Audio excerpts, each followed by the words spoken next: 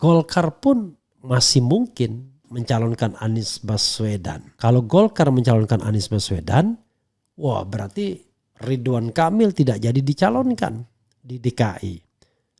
Lalu bagaimana? Apakah Erlangga Hartarto sudah berani melawan? Saya hargai ya membela Prabowo Subianto, tetapi saya kira not because of Anies, because of value. Jadi kalau Anies tidak punya value lagi, contoh begini, Anies gandeng Kaisang, sudah lewat langsung. Kenapa? Ya karena minyak dan air ya tidak boleh disatukan. Wah demi strategi politik gundulmu kalau saya katakan ya kan. Itu sama seperti Prabowo menggandeng Jokowi. Betul-betul itu sebuah strategi hanya sekedar menang dan pragmatis.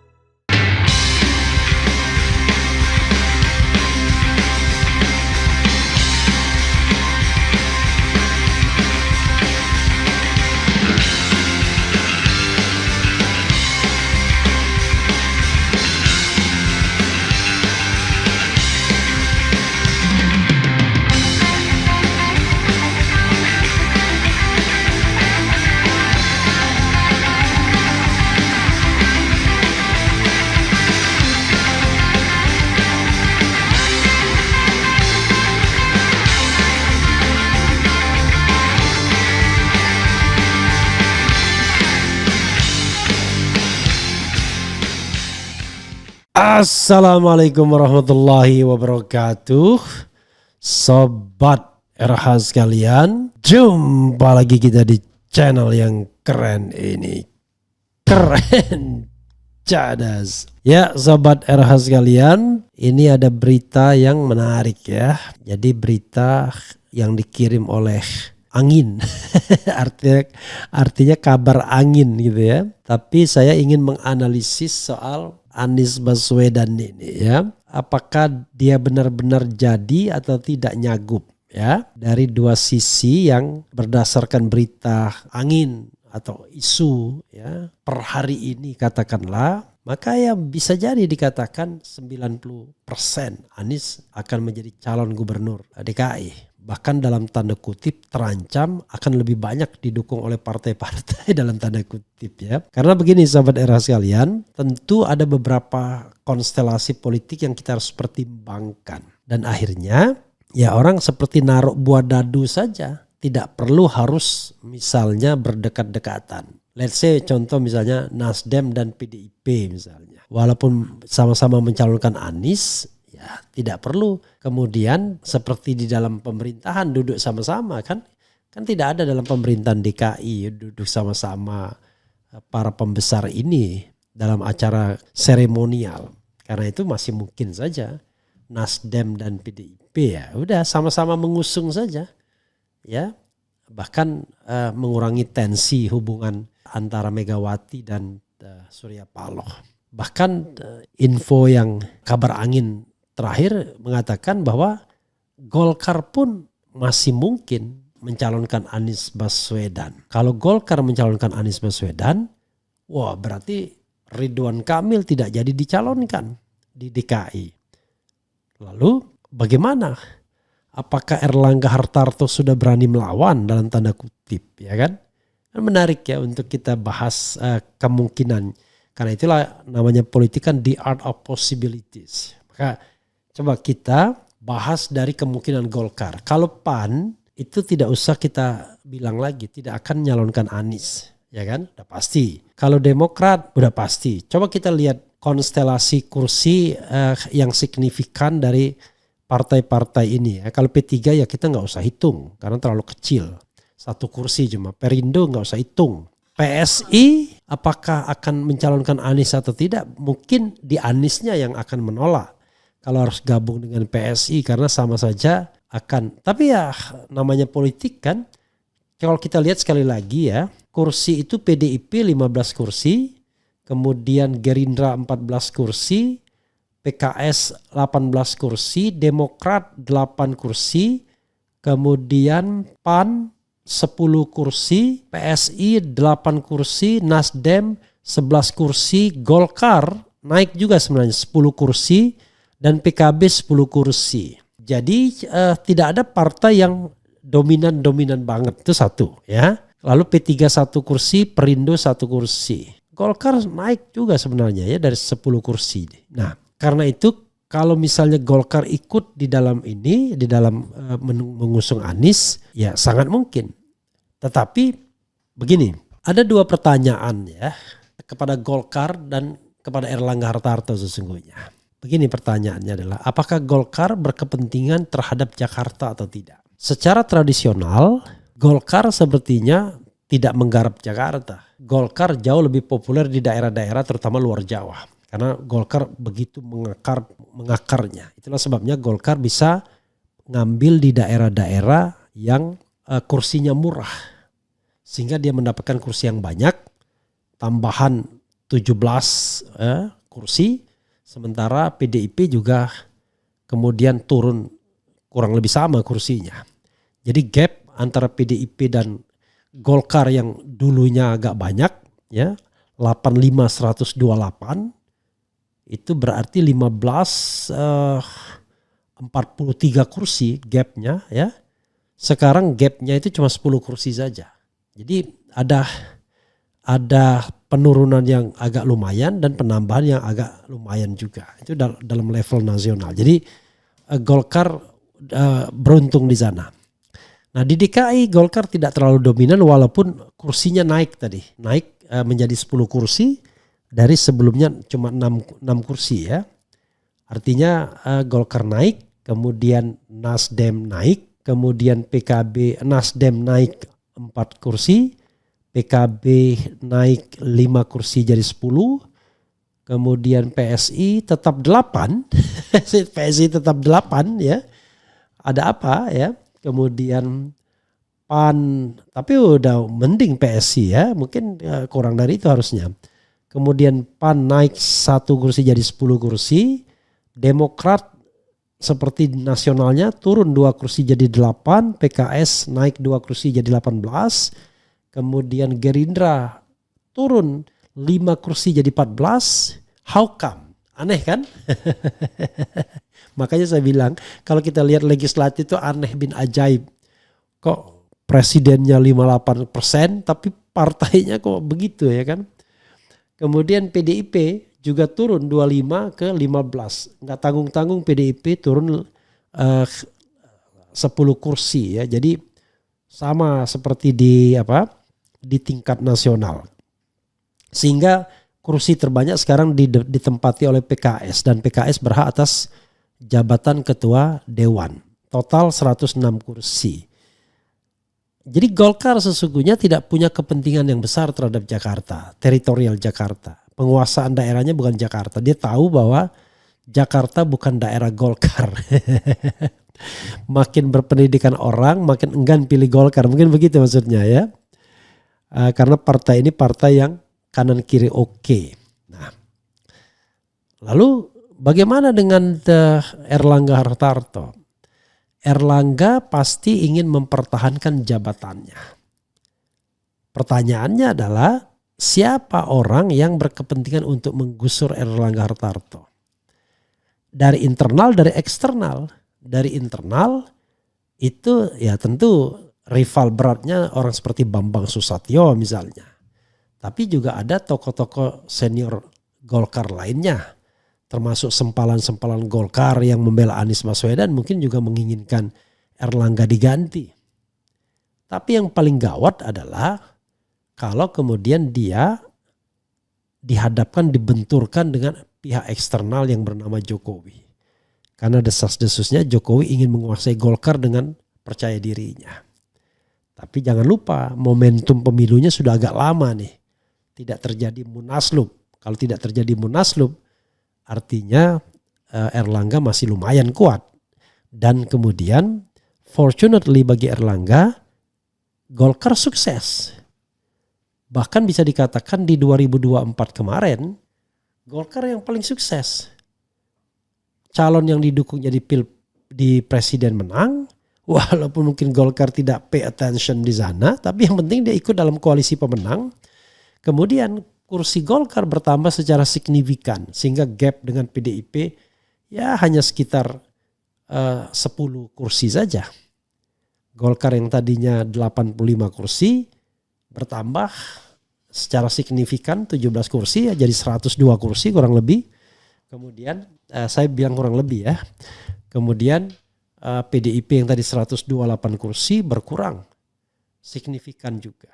Jadi berkurang 17 kursi jadi tinggal 111 kursi. Jadi perbedaannya tidak banyak lagi, tidak terlalu besar lagi gapnya. Jadi sukses. Karena itu ketika mau dimunaslupkan kan agak heran sesungguhnya. Kecuali tadi mau digusur oleh kekuasaan. Karena itu menurut saya kalau Golkar ingin dikuasai oleh Jokowi, artinya Prabowo Subianto membiarkan itu.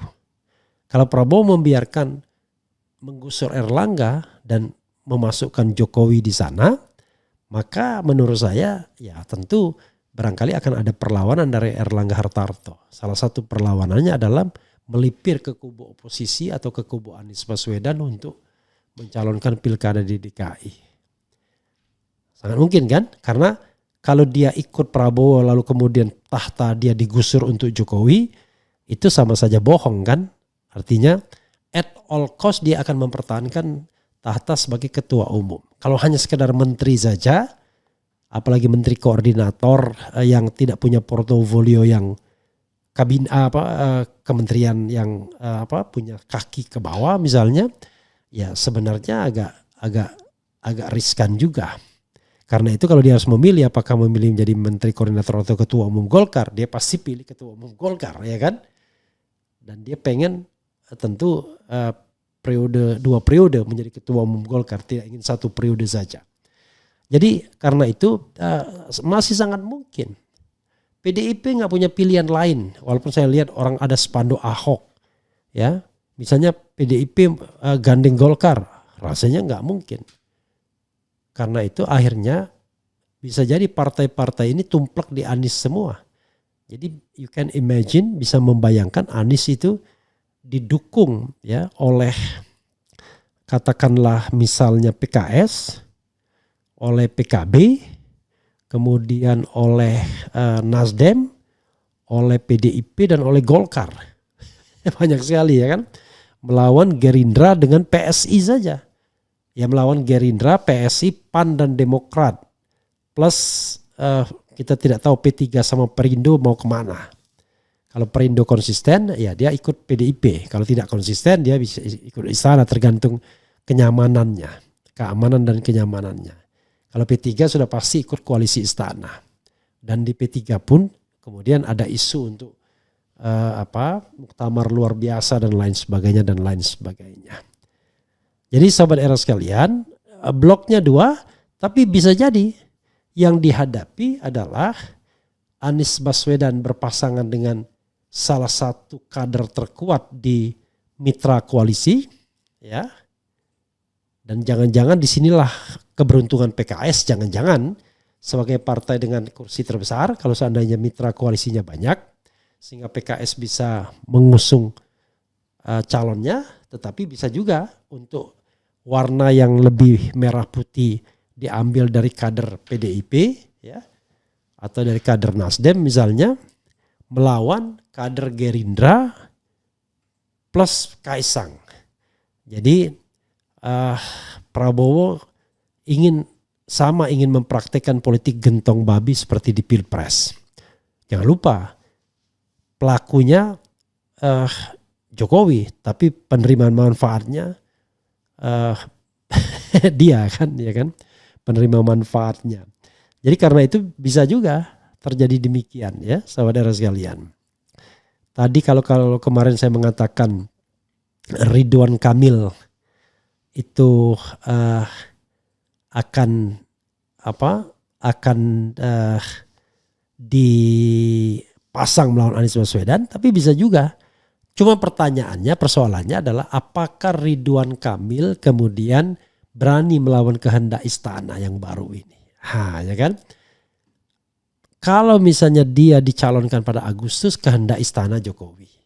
Pada pemilihan kehendak istana Prabowo. Saya berharap Ridwan Kamil menjadi orang yang idealis, tidak ingin menang karena dukungan istana, tapi menang karena betul-betul kemampuan dan popularitasnya. Jauh lebih terhormat begitu daripada menang dengan bantuan politik gentong babi, ya, di mana bansos itu sudah akan mau diperpanjang sampai Desember mendatang. Gak ada harga dirinya, ya kan? Lebih baik dia menang di Jawa Barat, menang semenang-menangnya karena rakyat mencintainya, ketimbang menang karena rakyat diberi bansos dan kemudian dikasih teror ketakutan di mana-mana untuk dikriminalkan kalau kita menyebutkan adanya kecurangan yang diinisiasi oleh aparat dan lain sebagainya. Pengalaman 2024 itu adalah pengalaman pemilu yang buruk-buruk sekali, di mana kita tahu bahwa kekuasaan bermain di depan mata kita, tapi kita tidak bisa ngapa-ngapain. Ngadu ke MK pun kata MK nggak apa-apa, nggak ada nepotisme, tidak terbukti semuanya, ya. Menurut 5 orang hakim yang sering saya sebut Hakim Sontoloyo, kan. Jadi saudara sekalian, one thing for sure, ya, barangkali jangan terlalu khawatir bagi pendukung Anies, ya. Saya tidak masuk dalam barisan yang seperti di Pilpres, tetapi paling tidak saya tetap mengendorse orang-orang baik untuk menjadi penguasa baik di level lokal maupun level nasional.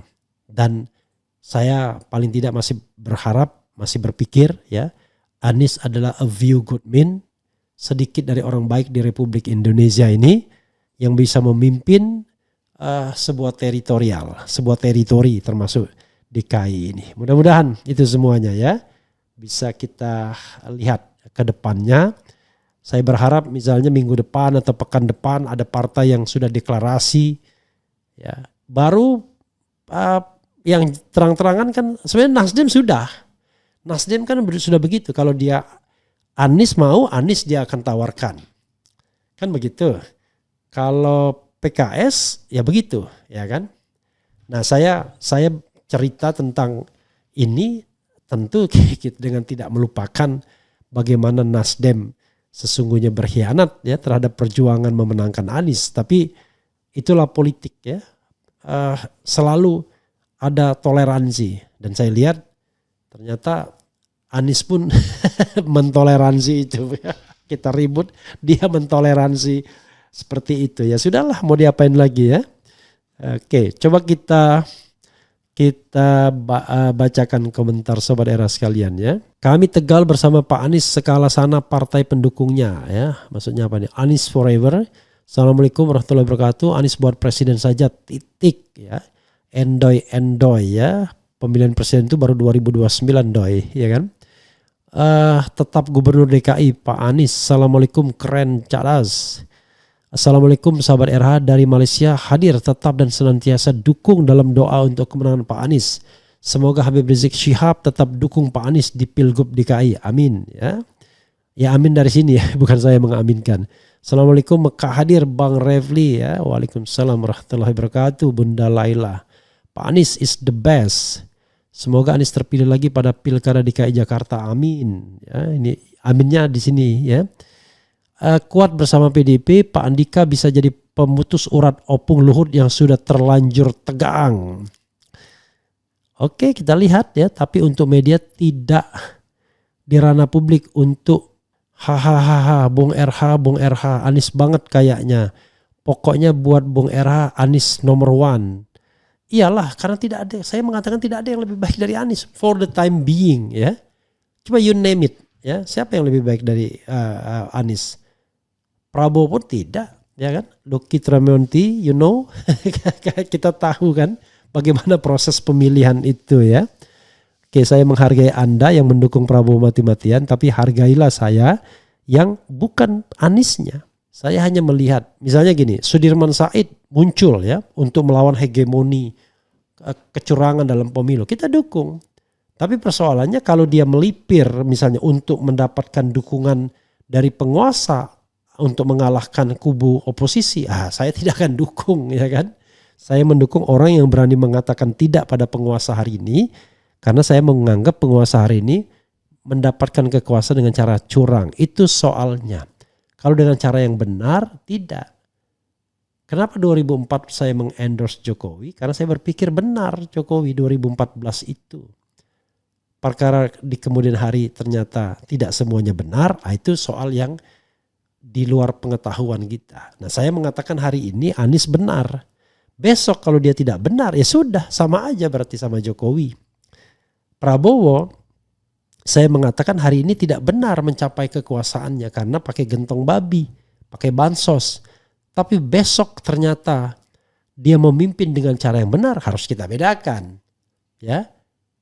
Artinya mendapatkan kekuasaannya dengan cara busuk, ya kan? Tetapi memerintahnya dengan cara yang baik. Ya itulah yang saya katakan, mudah-mudahan menjadi an enlightened leader. Dia mendapatkan kekuasaan dari melalui mekanisme comberan, tetapi memerintah secara baik. Itu mudah-mudahan menjadi obat panacea, menjadi penebus. Tapi kita tidak tahu.